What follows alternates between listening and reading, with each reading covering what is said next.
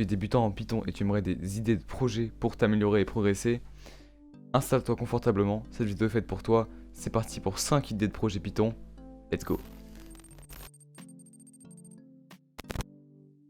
Salut, c'est Greg, j'espère que tu vas bien. Aujourd'hui on se retrouve pour une nouvelle vidéo dans laquelle je vais te montrer 5 idées de projets Python pour que tu puisses t'améliorer comme ça, tranquillement. 5 projets sans prise de tête, ils sont assez faciles à comprendre.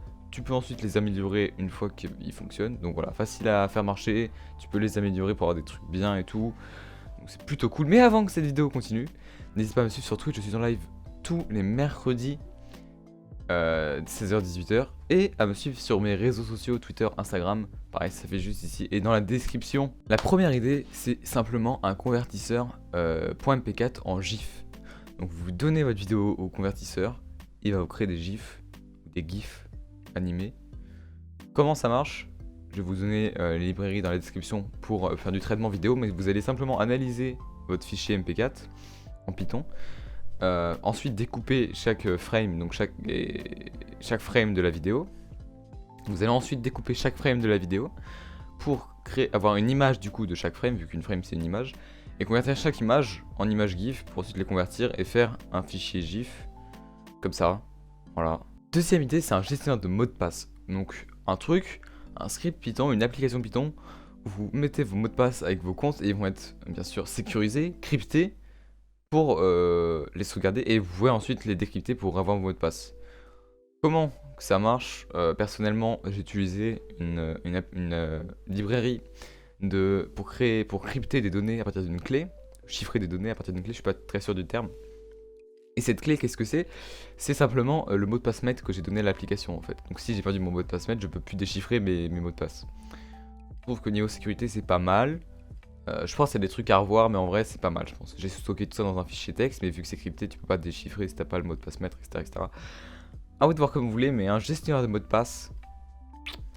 Troisième idée, un éditeur de texte en Python. Donc vous allez faire le bloc-notes Windows en Python, voilà, avec une interface utilisateur. Simplement écrire des fichiers, les sauvegarder, rouvrir des fichiers texte ou des programmes Python et les sauvegarder, etc. Je vais encore vous donner des sources dans la description pour vous guider pas à pas. C'est principalement du tkinter, ça peut le faire. Là il n'y a pas vraiment de choses à faire précisément, juste une interface texte. Quatrième idée de projet, un script Python CLI pour faire des arborescences de fichiers. Et là vous dites, qu'est-ce que c'est que ce truc? Alors CLI c'est très simple, c'est Command Line Interface. Bon, en gros vous allez faire une application qui va interagir avec la CMD de Windows, que vous pouvez utiliser dans la CMD de Windows.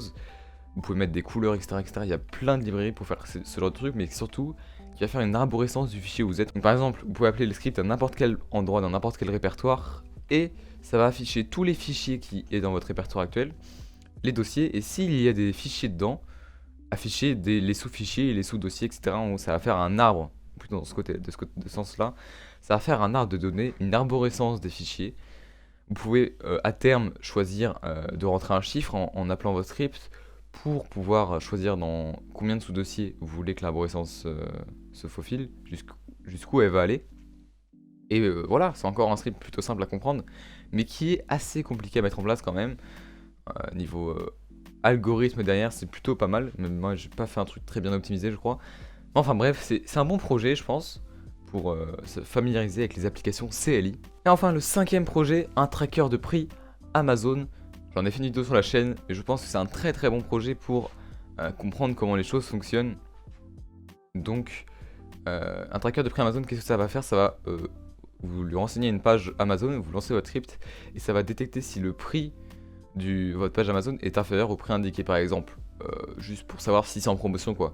Lancer le script tout seul, ça peut être pratique, franchement, ça peut faire gagner un peu de temps, mais ce qui fait vraiment gagner beaucoup de temps, c'est de faire en sorte que le script se lance tout seul toutes les heures ou tous les jours, et que si le prix du produit indiqué est inférieur à ce que vous avez donné, ça vous envoie un mail personnellement pour vous dire que c'est en promo avec le lien du produit pour aller voir le produit. Ça c'est la next step, mais dans un premier temps déjà un truc qui récupère le prix, bonne base. Pareil, encore une fois, les projets sont améliorables au fur et à mesure de vos progrès en tant que développeur Python. C'était ma liste de 5 idées de projets Python. Si ça vous a plu, j'en ai déjà fait une il y a 5 mois où j'en ai dit 3. C'est dans le coin, juste en haut là-haut. Sinon, si ça vous a plu, si vous avez apprécié cette vidéo, le montage et tout, voilà, laissez un like, hein, ça fait plaisir. Abonnez-vous à la chaîne, activez la cloche si vous voulez les notifications. C'était Greg, passez une bonne fin de journée. À toutes. Oh, J'ai- oh mec,